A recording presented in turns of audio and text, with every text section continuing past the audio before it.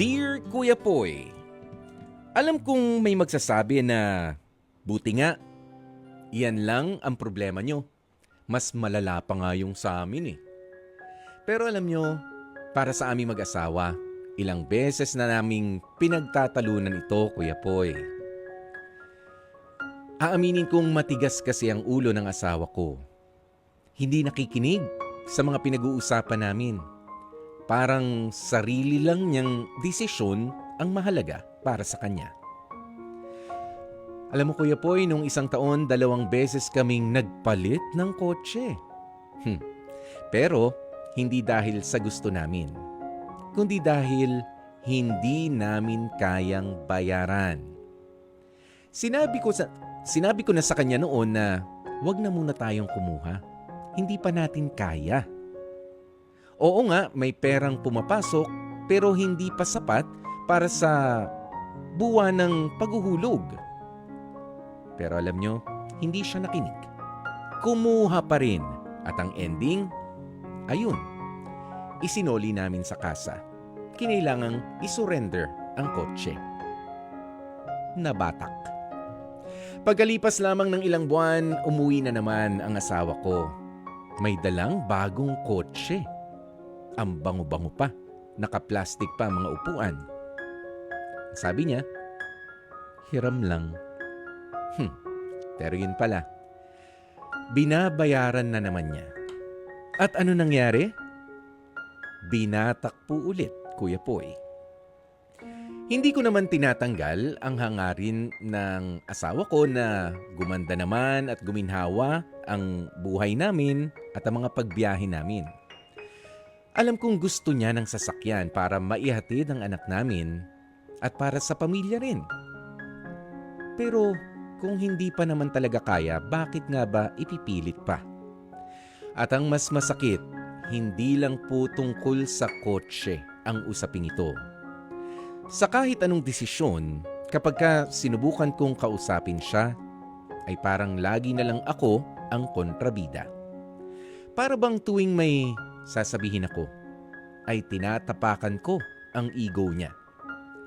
At ayaw niyang aminin na may mali siya. At ngayon, heto na naman kami, may bago na naman kaming kotse. Hindi na naman namin napag-usapan. Pero natatakot ako na baka sa huli ay mapunta na naman kami sa kaparehong sitwasyon ng pag-surrender nito o ng batakan ng kotse. Gusto kong kausapin siya, Kuya Poy, pero alam kong mauuwi na naman kami sa matinding pagtatalo. Papaano nga ba ang tamang paraan para kausapin at mapaliwanagan ang asawa ko na hindi niya mararamdaman na inaapakan ko ang ego niya? Naghihintay ng kasagutan, Faye. O, yan talaga ang mga mahihirap na mga kausap na mga tao, yung katulad ng asawa mo, yung walang pinakikinggan. Minsan mapapatanong tayo, para saan ba talaga yung tenga na nakikita ko naman na bahagi ng mukha mo? 'Di ba? Mahal naman kita pero bakit ayaw mo kong pakinggan? Pero ito siguro kung ilang beses na nag-attempt ka na kausapin itong asawa mo at hindi siya nakikinig sa iyo, maganda na alamin mo kanino ba nakikinig itong taong ito. Kanino ba siya tumitigil na magsalita at merong nirerespeto? Kanino ba? Sa mga magulang niya ba? Sa kapatid niya ba? Kasi may mga ganyan eh. Hindi ako naniniwala na ang isang tao ay wala talagang pinakikinggan at once na naisip niya, yun na yun, wala nang iba makakakumbinsi sa kanya. Kasi nga kahit nga 'di ba sa mga kahit sa mga hostage situation, 'di ba? Hindi pwedeng kahit sino na lang ang kumausap para mapakalma yung tao. Meron at meron talaga na mapakikinggan yan. Meron siyang paniniwalaan. Yun ang hanapin mo. Yun ang alamin mo at humingi ka ng tulong. Well, halimbawa sa mga magulang niya, yung mga gusto mong iparating dito sa asawa mo. Kasi hindi biro na mabatakan ka ng kotse na makailang beses na. Una-una, magkakaroon ka ng bad record sa mga bangko. Kung sa bangko yan o sa mga kung ano pa mga kumpanya, humihiram kayo ng pera, papaano kapag kailangan na?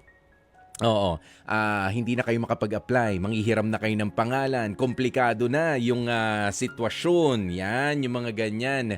O kaya hanapin mo yung tao na yun para maiwasan nyo yung pag-aaway ninyo. But then again, of course, kailangan nandun ka pa rin naman sa tabi nung asawa mo at sa tabi ng taong iyon para 'di ba? Para habang hinihilot, 'yan, kailangan minsan natin ng tagahilot papagitna, mediator. Oo, para makinig lamang si mister sa hindi lamang dun sa mga sasakyan. Sabi mo nga, beyond pa. O, lampas pa roon sa mga decision making niya sa sasakyan ang para bang tirang bahala na yung ginagawa niya.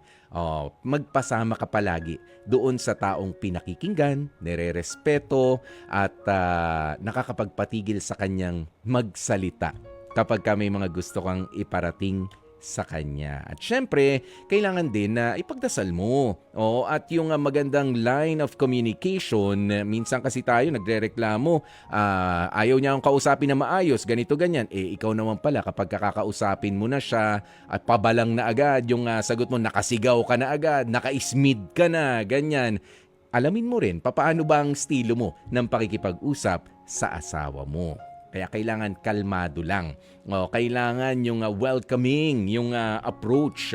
Kapag ka nakataray ka na agad dyan, nakataas na ang kilay, nako, walang pupuntahan talagang maganda yan.